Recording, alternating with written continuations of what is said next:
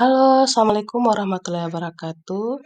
Bertemu kembali pada mata kuliah pengantar basis data. Di pertemuan kedua kali ini, kita akan belajar tentang topik yang pertama tentunya tentang tujuan pembelajaran, yang kedua konsep basis data, yang ketiga objektif basis data, yang keempat abstraksi basis data, yang kelima operasi dasar basis data, dan yang keenam penerapan basis data. Tujuan pembelajaran yang akan kita capai pada materi kali ini yaitu mahasiswa dapat menjelaskan konsep data dan informasi, mengenal basis data, objektif basis data, abstraksi basis data, operasi dasar basis data, dan penerapan basis data. Untuk lebih mengenal basis data, sebelumnya kita harus tahu apa itu data dan informasi. Berikut adalah kumpulan angka ataupun kumpulan karakter. Nah, ini adalah data. Namun, data-data tersebut tidak bermakna. Beberapa ahli berpendapat tentang pengertian data. Wilkinson menjelaskan, data adalah fakta, angka, atau simbol yang secara bersama-sama merupakan masukan bagi satu sistem informasi. Laudon menjelaskan, data adalah fakta yang mewakili kejadian-kejadian yang berlangsung dalam organisasi atau lingkungan fisik sebelum ditata dan diatur dalam bentuk yang dapat dipahami dan digunakan orang. Sedangkan Kadir menjelaskan, data adalah deskripsi tentang benda, kejadian, aktivitas, dan transaksi yang tidak mempunyai makna atau tidak berpengaruh secara langsung kepada pemakai. Data yang tadinya tidak bermakna kemudian dikelola menjadi nilai yang bernilai informasi.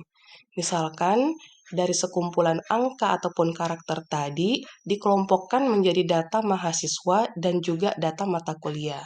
Berdasarkan satu kejadian, diperoleh informasi bahwa data mahasiswa tersebut mengambil mata kuliah struktur data dan pengantar basis data pada satu perguruan tinggi.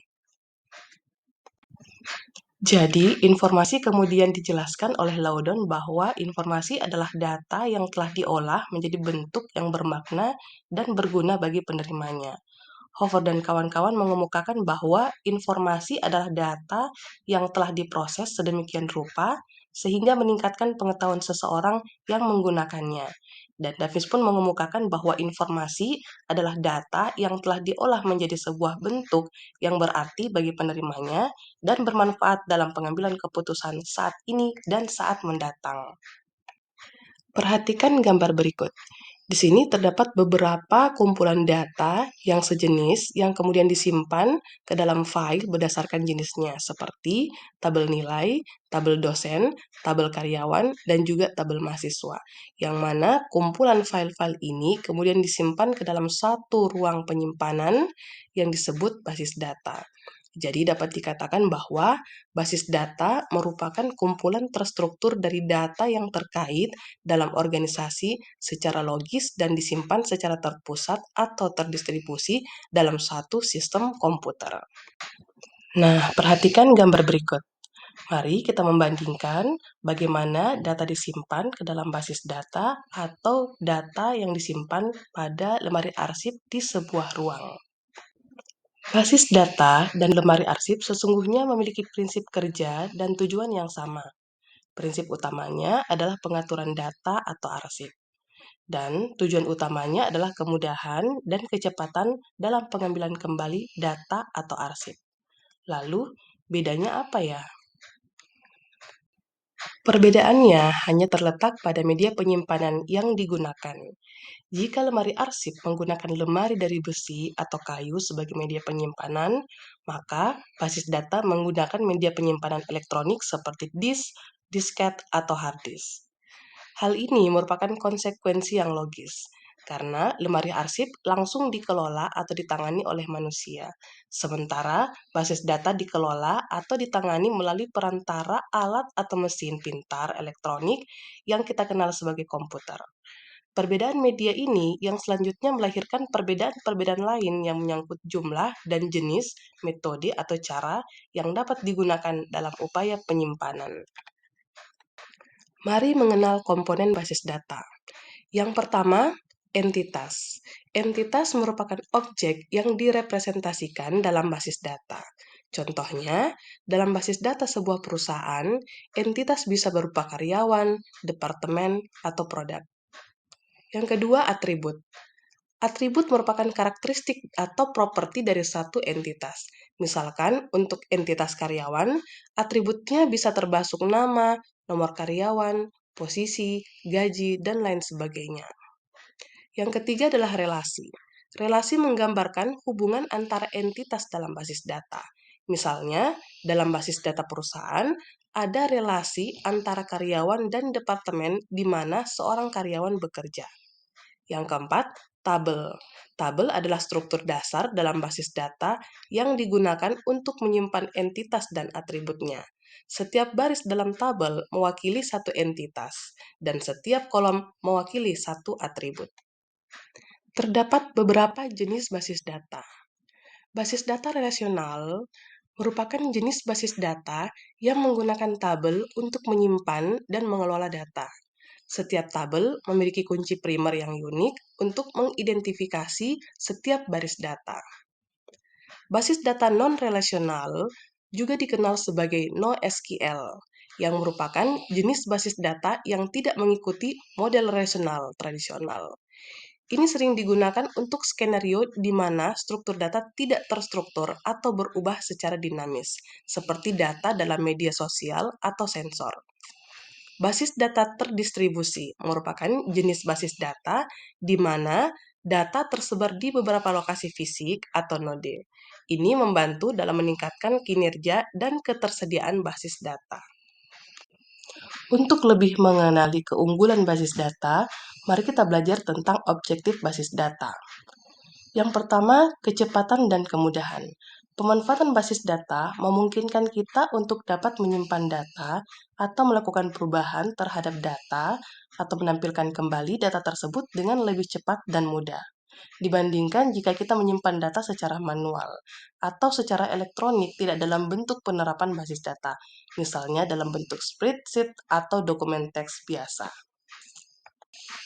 Yang kedua, dari segi efisiensi ruang penyimpanan. Karena keterkaitan yang erat antara kelompok data dalam sebuah basis data, maka redundansi atau pengulangan pasti akan selalu ada, sehingga akan memperbesar ruang penyimpanan.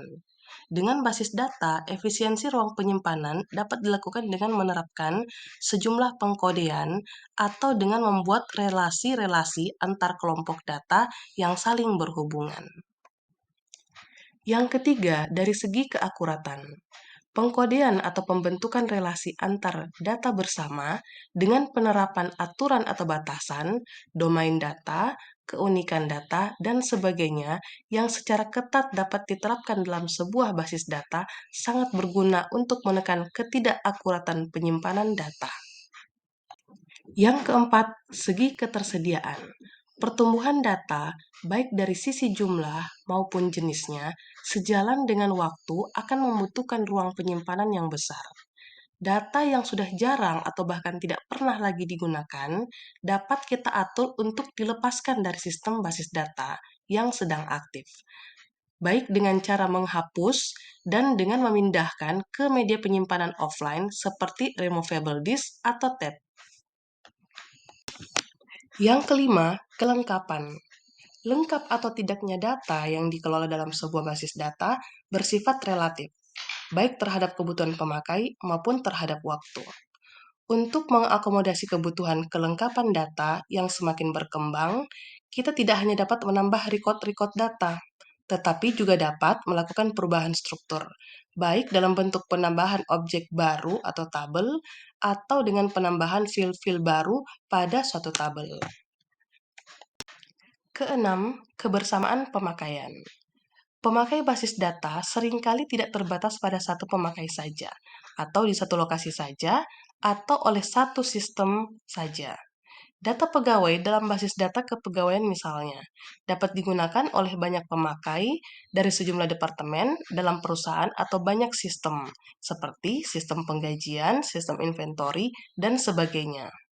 Basis data yang dikelola oleh sistem yang mendukung lingkungan multi-user akan dapat memenuhi kebutuhan ini, tetapi tetap dengan menjaga atau menghindari, karena data yang sama diubah oleh banyak pemakai pada saat yang bersamaan, atau kondisi deadlock yang mana banyak pemakai yang saling menunggu untuk menggunakan data. Yang ketujuh, keamanan. Memang ada sejumlah aplikasi atau pengelola basis data yang tidak menerapkan aspek keamanan dalam penggunaan basis data. Akan tetapi, untuk sistem yang besar dan serius, aspek keamanan juga dapat diterapkan dengan ketat. Dengan begitu, kita dapat menentukan siapa-siapa pemakai yang boleh menggunakan basis data beserta objek-objek di dalamnya, dan menentukan jenis-jenis operasi apa saja yang boleh dilakukannya. Abstraksi data. Abstraksi data dapat digambarkan dalam 3 level. Level yang paling bawah adalah level fisik, kemudian level konseptual, dan yang paling tinggi adalah level view. Level fisik atau physical level merupakan level terendah dalam abstraksi data yang menunjukkan bagaimana sesungguhnya suatu data disimpan. Melalui level ini, pemakai dapat melihat gambaran struktur datanya secara terperinci.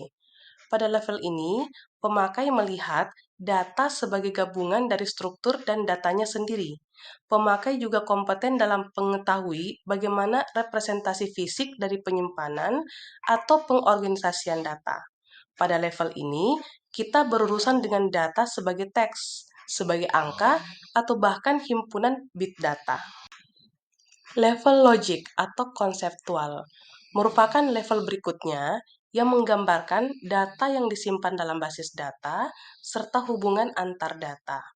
Pada level ini, pemakai dapat mengetahui, misalnya data pegawai yang disimpan atau direpresentasikan dalam beberapa file atau tabel, seperti file pribadi, file pendidikan, file pekerjaan.